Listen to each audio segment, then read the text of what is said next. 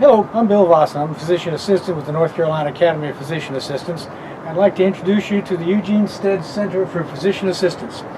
This is our State Academy office and focal point, and number of historical objects in here back from the early days of physician assistants, including Dr. Stead's office from his home that he proceeded to give to us after he died, along with several things in the garden, some of his plants, and some of his statuary out of his garden.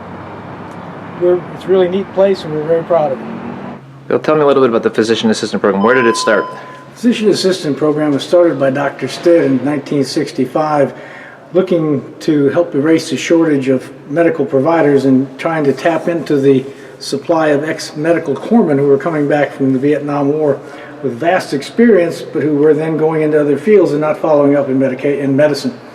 And it provided, in the early days, an avenue for those people to get back into and continue their medical career. Now, Bill, you actually knew Dr. Stead? Met him several times, spent a couple days with him on different occasions. When we first started talking about building this building and putting his name on it, we spent the day with him and got his permission to do this. And then we went back, spent another day with him, just basically picking his brain, just an amazing fellow. Then he used to come down to our winter meetings in Research Triangle and spend a day or two for many years before he finally passed on. But up until that point, he was a frequent visitor. This wall, we have several montage of our founding fathers from back in the early days. Of course, Dr. Stead started the first program here at Duke University back in 1965. And then Dr. Richard Smith, out of the University of Washington, started the MEDEX program. Dr. Silver, Dr. Kirkland, and Dr. Myers, also from the early days of the founding fathers of the profession. This is Dr. Stead's office from his home up on Kerr Lake in northern North Carolina. We went up and took pictures of the entire layout of his office so that we could replicate it here. So basically it's a lot bigger room than he had in his office, but the pictures are arranged identically. The bookcase of the books are the same as they were in his office. The coat rack with his white coat and stethoscope and blood pressure cuff on it. The things that were on his desk, including his glasses that were laying on the paper, we recreated as closely as we possibly could to be exactly the same as it was in his office and in his home. Lots of pictures. He was a big historical buff. He enjoyed keeping mementos around from his past classes. Family, he was really close to his family. Had 3 children, 2 of which were physicians.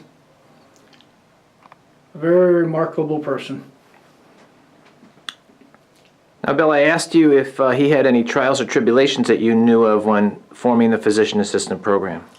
I'm not aware of any. That was several years before I came in the picture, obviously, but I've never heard stories about that being a big problem. And I wouldn't think he would have had much problem because he was so high up on the food chain at Duke University at the time. I had a hard time seeing anybody questioning him about anything. Hey, Bill, tell me a little bit more about the military involvement in the physician assistant development. Well, the original 4 PAs were all ex-military. And it just, with the people coming back from Vietnam at that time in the mid-60s, vast experience, I mean, incredible experience in all fields, but they didn't have really an avenue to keep in the medical field unless they went into nursing or became an EMS or medic, something along those lines. And this was a way of utilizing their great training and experience and keeping them in the medical field and helping to ease the physician shortage that was going on at that time and continues to this day. This is some of the plaques and the God Loves a Grunt picture that we have here, just commemorating the military start of the PA profession. This is a combat medic statue that we were fortunate enough to work with the University of Utah and Don Kraus, Reg Carter. There's a number of people involved with this to get this on this facility as a reminder that our basis comes back to the combat medic. Don Peterson was a big pusher of this and really helped us get this going. It really was the impetus behind it. Bill, I think that's a really awesome tribute to the military forefounders that came into this program. I really think this is an awesome tribute to our profession and where we came from. This wall, we just have several, again, a montage of information going back on, again, to the early days of the profession, the early organizations. Here, going back to the origin of the American Academy of Physician Assistants. Actually, it was chartered in North Carolina in 1969.